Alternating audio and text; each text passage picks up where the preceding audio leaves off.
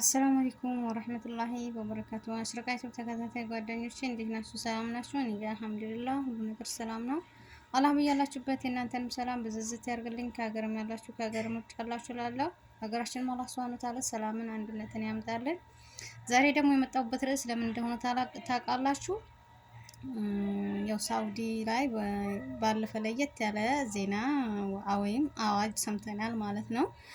አዋጅ ሰምተናል። አዋጁም ደግሞ በጠለብ የጠፉ ኢቃማ ያላቸው የድሮ ፓስፖርታቸው ያላቸው ኢቃማቸው ማስተካከል ይችላሉ በማለት አዋጅ ወጥቷል ማለት ነው። ይሄን አዋጅ ደግሞ ስንቶቻችሁ ደስ ብሏችኋል? ስንቶቻችሁ ደግሞ አንገት አስደፍቷችኋል እላችኋለሁ። ስንቶቻችሁ ደግሞ አሳስቧችኋል ብዬ እጠይቃችኋለሁ ማለት ነው።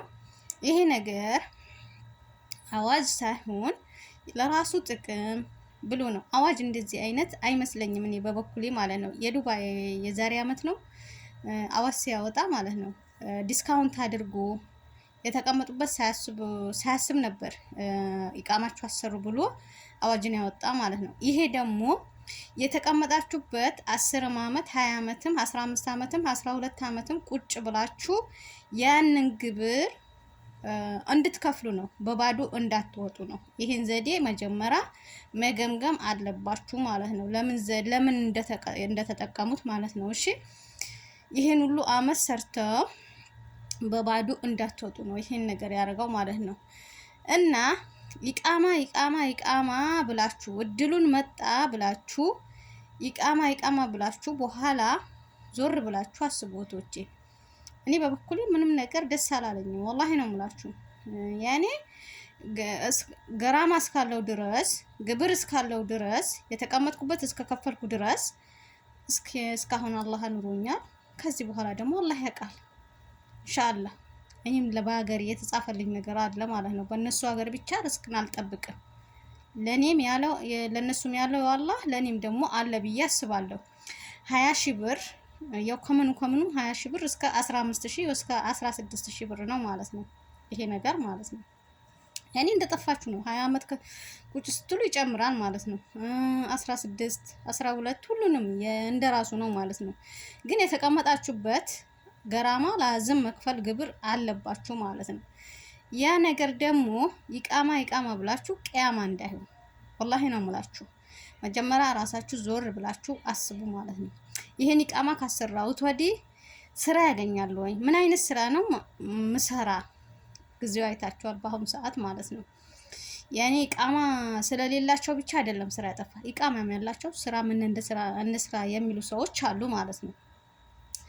ያ ነገር ሲሆን ደግሞ ከፊላችሁ ደግሞ ጥሩ ሊሆን ታዋቂ መስቁላ አንድ ሰው መስቁላ ወስዶ በ3 ወሩ ወይ በ5 ወሩ ሊበልግባችሁ ይችላል።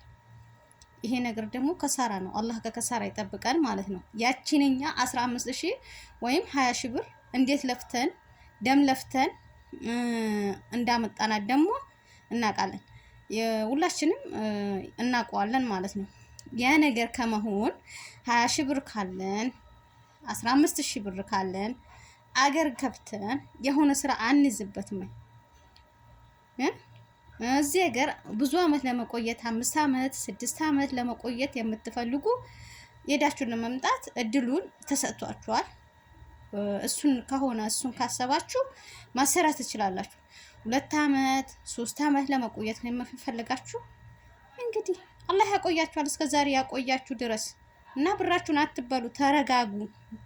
ተረጋጋ ወተት ቅቤ ይወጣዋል። እና አሳቢ ከተቀበላችሁት ላይክ ሼር እንዳትረሱ ማለት ነው ውዶቼ።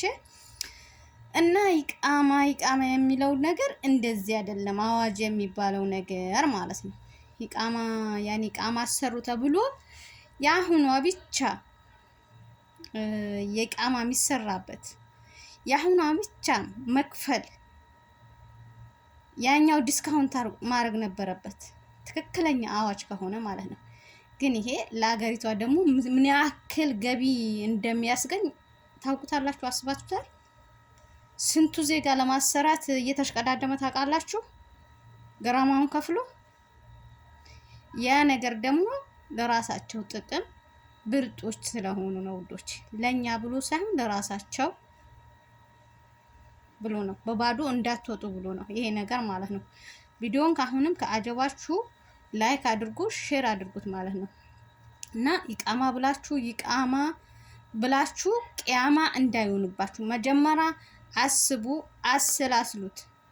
መጀመሪያ በኋላ ካሰራችሁ በኋላ እንደዚህ ባልሆንስ ብላችሁ ውስጣችሁ ቅር እንዳይለው እላችኋለሁ።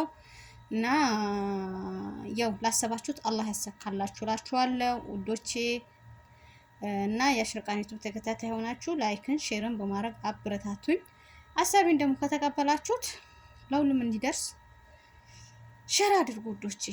ይሄን ሀሳብ ደግሞ ትጠሉታላችሁ ብዬ አላስብም ማለት ነው። ምክንያቱም ትክክለኛ ሀሳብ የሆነ ነው። እዚህ ጋር እኛ በአሁኑ ሰዓት ስራ ጠፍቶ ምንድነው 5 ወርና 7 ወር እኮ ቤት ውስጥ ያለ አለ። እሺ ኢቃማ 20 ሺህ ብር አውጥቼ እንዴት ነው ቆይ ምንድነው ማሰራው ማለት ነው። በአሁኑ ሰዓት በድሮ ሰዓት ቢሆን እሺ እንኳን 20 ሺህ ብር ይቀርና 20 ሺህ ሪያል ይቀርና 25 እንኳን ቢሰራ ችግር የለውም። ግን በአሁኑ ሰዓት ደግሞ ስራ ጠፍቷል። አገሪቱም ደግሞ እንግዲህ ተበልቶበታል፣ አልቆበታል ማለት ነው። እና የ20 ሺህ ብርን ኢቃማ ከመግዛት አገር ገብታችሁ የሆነ መፍትሄ መፍጠር ይሻላል ብዬ ነው ማስበው። አይ 5 አመት 6 አመት መቆየት እንፈልጋለን፣ አገር ሄደን መምጣት እንፈልጋለን፣ መመለስ እንፈልጋለን